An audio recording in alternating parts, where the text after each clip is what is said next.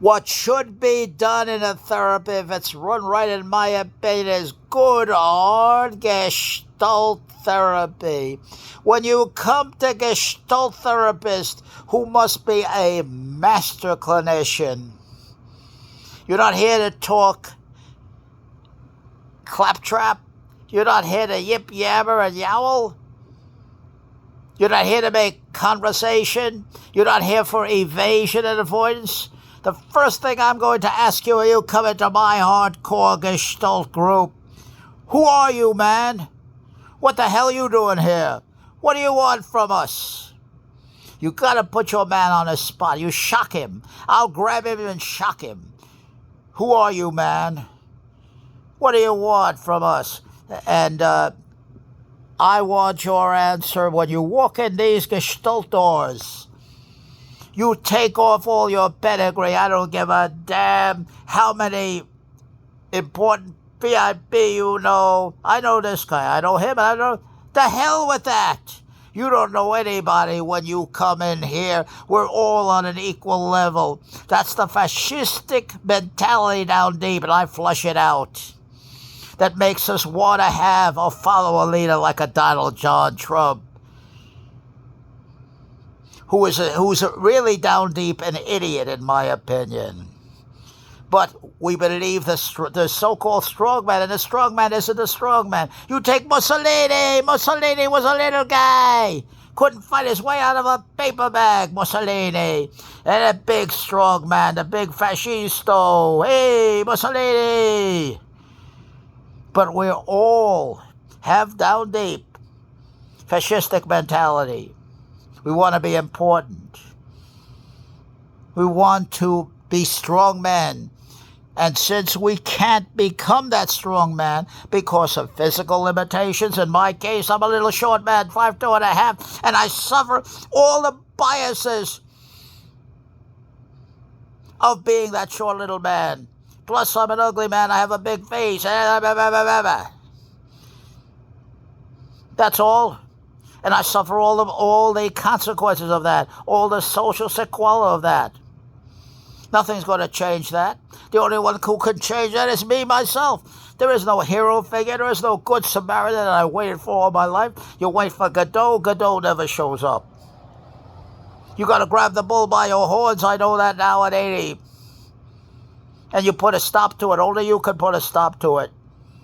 You don't have to take that from anybody. I don't care how important, how big, or who the hell that son of a bitch is. You learn how to fight. You drive iron and get tough. You learn street fighting skills. You carry a weapon if you have to assert yourself. Always assert yourself. Nobody should have the right, any right at all, to try to humiliate, embarrass, insult, ridicule, or mock a man or a woman. If he does have that power, or she has that power, you gave it to them. By your body attitude, by the fact that you didn't fight back for yourself, that maybe you took a favor you shouldn't have taken, and now it's coming back to haunt you, whatever it is. Or you let this garbage, this social garbage, start a whispering campaign, conspiracy theory against you to make themselves look more important. Nobody is going to get one-upsmanship on me, bragging rights on me, and I'm going to stand there and let him do it. No way in the world. And I am a down and outer, if you want to look at it that. Nobody calls me a down and outer. Nobody calls me downtrodden, because I'll jump right in your face. That's the biggest insult anybody. Never let any man say you're downtrodden and give you a gratuity for the right to take your existence, for the right to take your meaning. Hell no. I would tell such a man, take your gratuity, your sandwich, or a couple of bucks, and shove it where the sun don't shine, for it will get away from me. That's how you handle a guy like this. You go to the mission and eat the mission. Mission serves tonight, 6 o'clock, be there. That's all. Soup line begins at 2 for your Spam sandwich or your peanut butter and jelly sandwich. If you're lucky in a donut, be online. That's all. That's all. Sister Winnie serves. Be there. That's all. It's just enough food to keep you barely alive. That's all. But it's a lot better than taking some arrogant son of a gun who thinks he's better, give you a little handout. And now he has bragging rights. Unless, of course, you can stand the hunger. Then I advise you to take the gratuity. Thank you. Then you have to say, thank you, sir. Thank you for this, for $1, $2, $3 for a cup of coffee. Thank you, sir. Thank you for the sandwich. Oh, thank you, sir. Thank you, sir. You have to do it. It comes with the territory. As simple as that. But in Gestalt group, who are you? Who wants to work with pearls? Who wants to go through the honesty of a work with pearls? Who wants to sit in a hot chair and face pearls? And face the group? I do individual therapy in a group. Things move fast. Because it's active. We get feedback in the now. Why do things move fast? Because as soon as you come in, all of your pedigree, all of your, I know this guy, I know that one, VIP, that goes all out the window. Doesn't mean nothing around here. If you want to go pedigree for pedigree, Pearls can out-pedigree you. He knew Freud. He can out-pedigree you if he wants to do that. But in this type of therapy, it lets Pearls be a man. It lets all of us be a man and a woman. Nobody's better than anybody else here. You have the right to push back on Pearls. If you don't like what he's saying, you push back. You lay a trip on him. He's going to push on you too. Then the group's going to come in. And we'll rough you up real good. The premise is don't let the candidate get away with anything. Don't let him get away with anything. That's all. Whatever you say, expose him, expose him, expose him. The bottom line is you are who you are. The bottom line is I'm not Warren Beatty. I'm not Elvis, whatever you think of Elvis. This bullshit. Elvis was a big phony. Elvis was a big damn phony.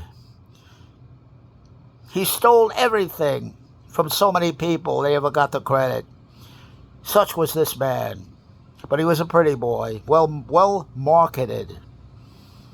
We all want to be like him. The Big E! We used to think when we were young, get this, that if we moved like E, all the women will come to us. So we get in the subway in the Bronx. Can you imagine this?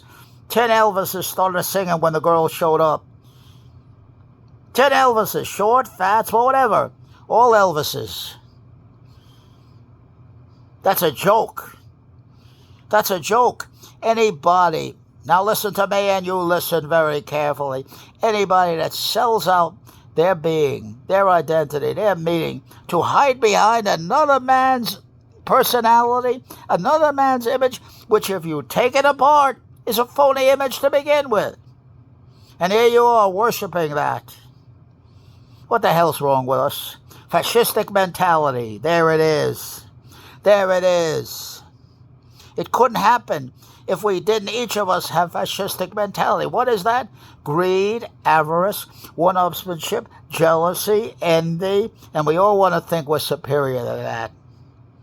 Well, I'm going to get down and tell you the truth. We're not superior to the damn dog.